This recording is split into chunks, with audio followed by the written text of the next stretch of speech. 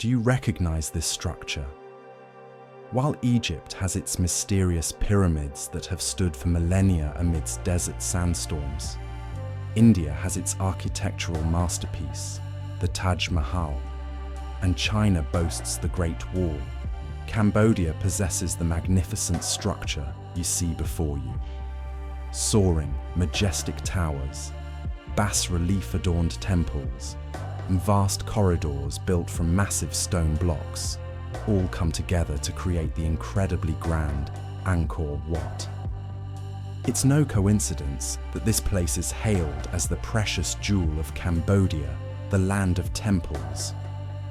The people of Egypt take pride in the belief that their ancestors built one of the world's greatest architectural wonders, and the Cambodian people feel the same way. Do you recognize the design on this flag? That's right, it's the symbol of Angkor Wat. Every time people see it, they wonder who truly created this masterpiece. We can certainly learn about the true creators of these structures. Why? Because their scale and sophistication astound even modern people, making us marvel at how ancient civilizations built the pyramids or Angkor Wat. How was this city of temples in Cambodia constructed? And who are the true masters behind the great Angkor Wat? Let's find the answers to these questions in today's video. And as always, before we dive in, to help the ADB Mysteries channel grow, please give us a like and subscribe if you haven't already. Now, let's begin.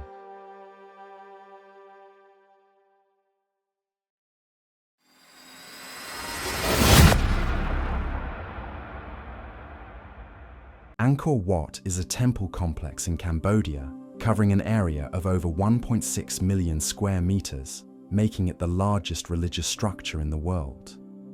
Western scholars were once astonished, finding it hard to believe how the Khmer people could have constructed such a magnificent temple. Around the same time as ancient Rome, a Portuguese friar named Antonio da Madalena visited the temple in 1586. He was so overcome with amazement at its beauty and grandeur that he exclaimed it was of such extraordinary construction that it is not possible to describe it with a pen, particularly since it is like no other building in the world. It has towers and decoration and all the refinements which the human genius can conceive of. Let's look at the overall map of the Angkor complex. You can easily see that the standout features of this architectural ensemble are the temples and their narrow corridors.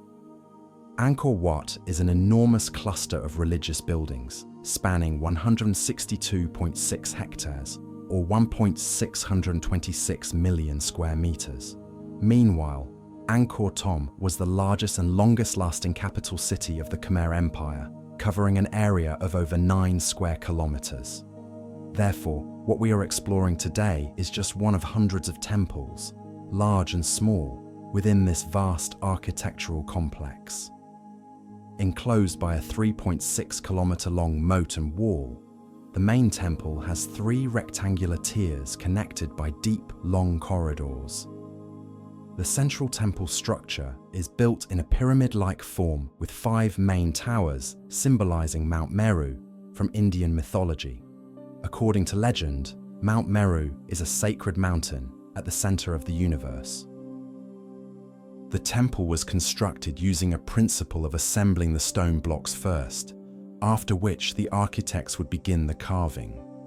Evidence of this can be found on the pillars of the first tier, where traces of unfinished carvings remain. The lowest tier of Angkor features basins, which may have been used for ritual purification.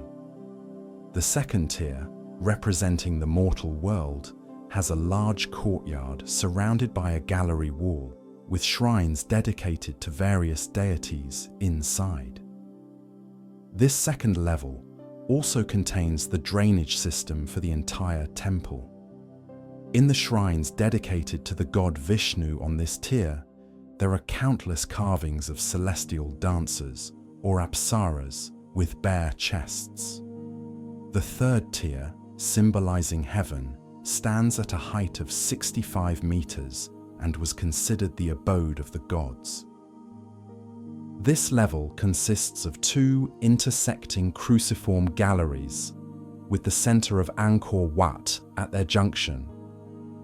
The central tower is the tallest, surrounded by 4 square galleries, each with a tower at its corner. The central tower and the 4 surrounding towers create the iconic silhouette of Angkor Wat. The stairways leading up to the central towers are on 4 sides. They are steep, with an incline of nearly 45 degrees, narrow and extremely difficult to climb. Inside one of the large chambers of the temple is a mysterious gallery where a person can thump their chest and hear a unique, resonant echo. Angkor Wat is a glorious architectural achievement, demonstrating a profound level of mastery in every aspect. Built during the peak of the Angkorian era, it is truly the most precious gem of the land of temples. It is admired for the majestic harmony of its architecture, the richness of its sculptural art, and the vast number of deities adorning its stone walls. The central tower of Angkor Wat is 65 meters high, taller than any cathedral bell tower built in Europe before the 15th century. Beneath the great towers are long, cool, seemingly endless corridors adorned with vivid bas-reliefs.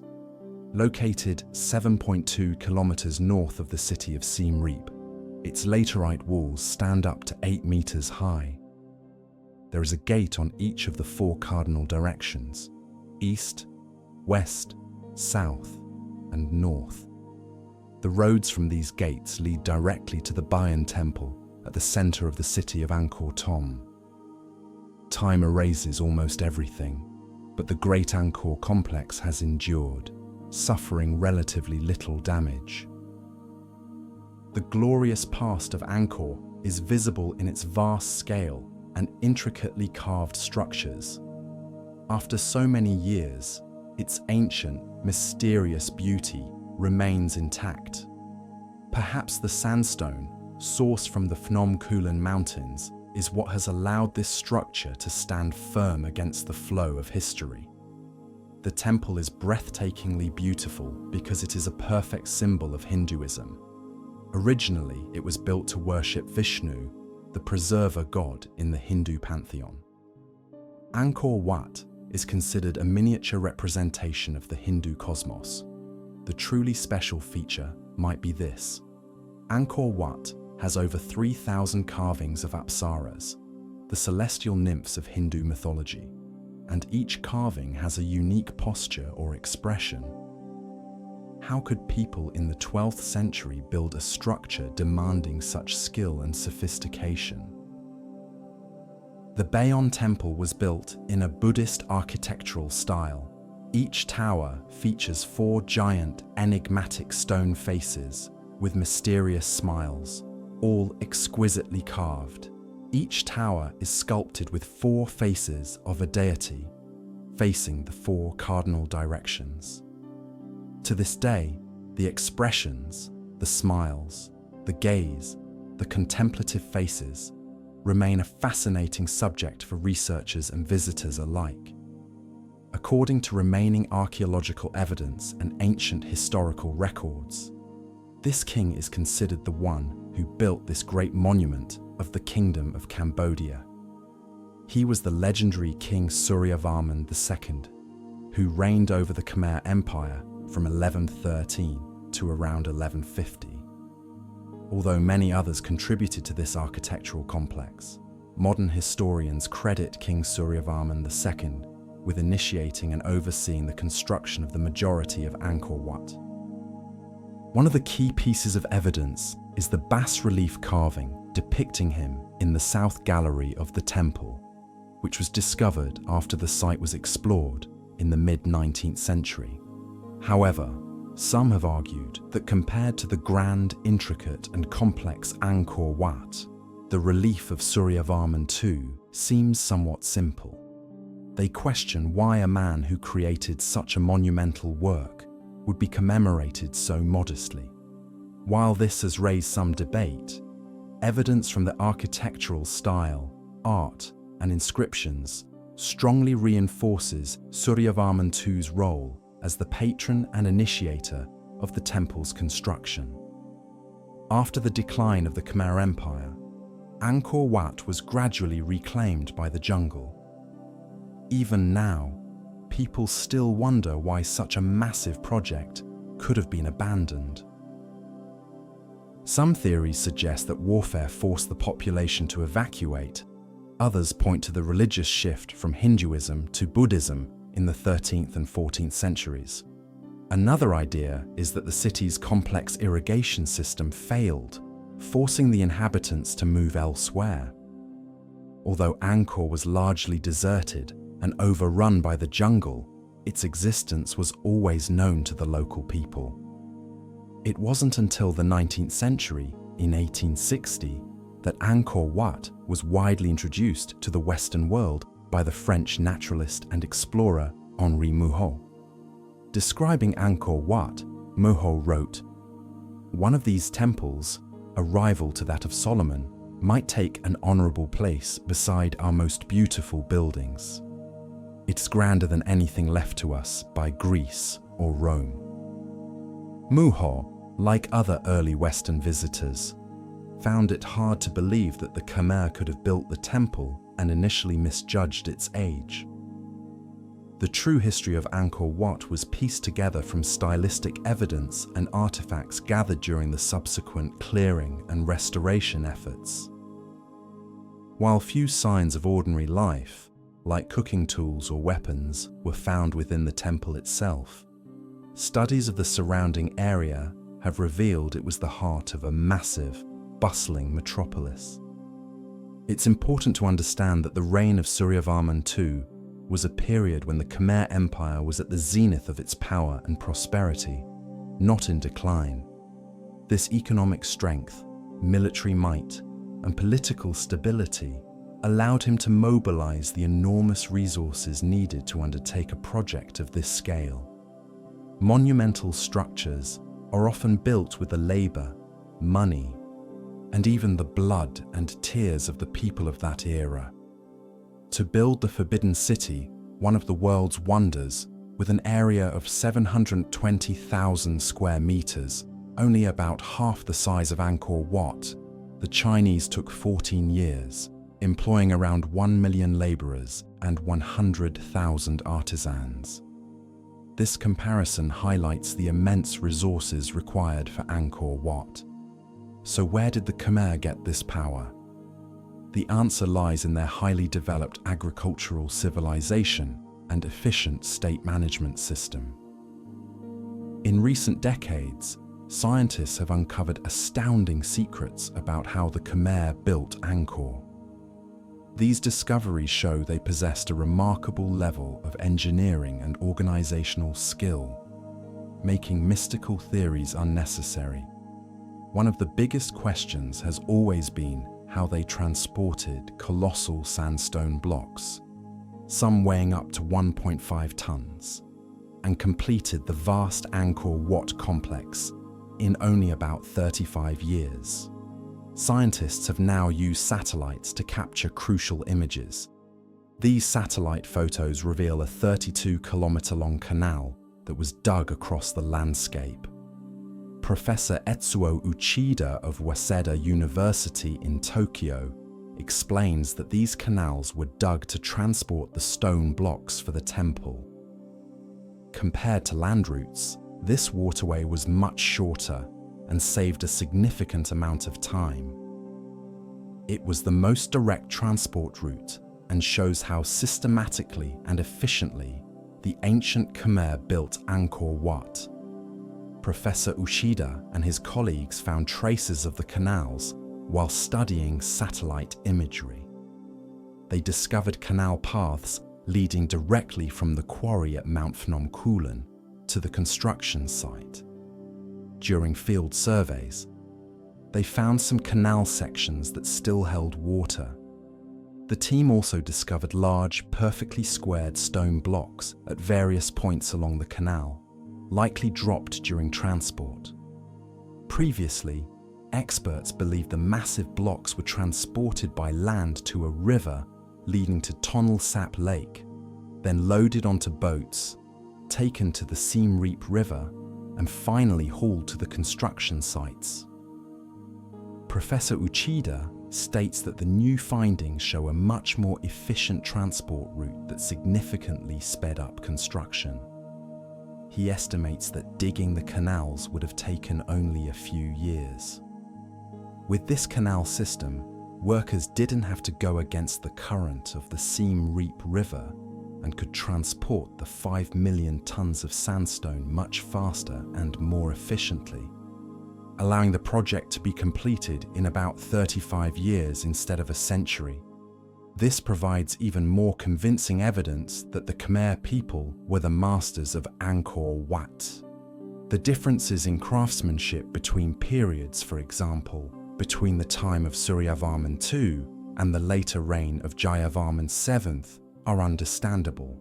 Changes in religion, from Hinduism to Buddhism, artistic styles, available resources, and the political situation over several decades led to architectural differences.